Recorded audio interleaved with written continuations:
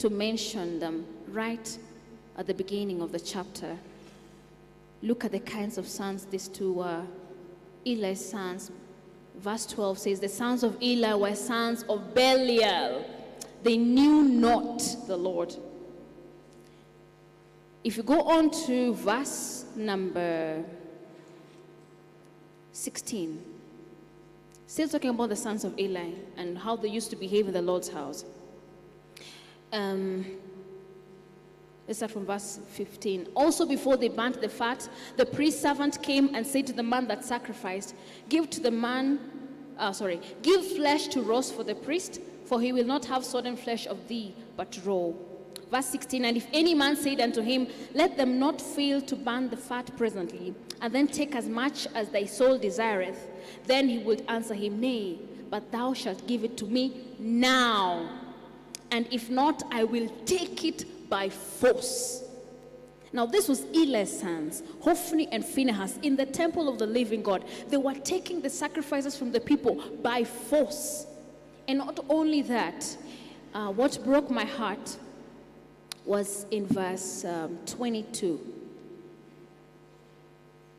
Now Eli was very old and had all that his sons did unto all Israel, and how they lay with the women that assembled at the door of the tabernacle of the congregation.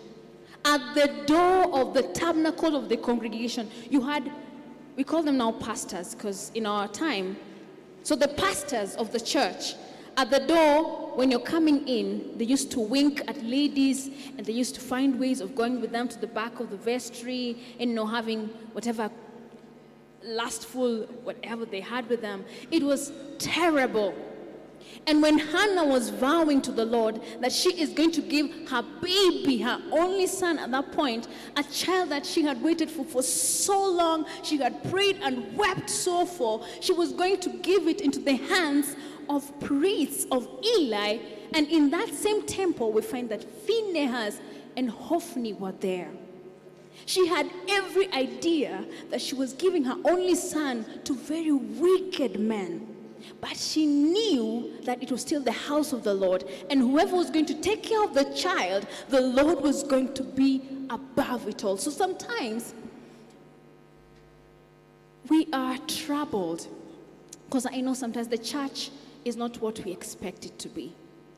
You find pastors who are doing things in the church and you wonder, how can we ever be saved? We always have to be reminded the head of the church is Christ himself. No matter how bad things might look sometimes, no matter how gross they might be, at the end of the day, the church of the living God, his head is Christ himself. And Hannah had this understanding. The most valuable possession that she had, her baby, Samuel, she took it to the temple, this very temple that had Hophni and Phinehas. What do you value the most? What is that thing that you value the most? And can you actually leave it at the foot of Christ?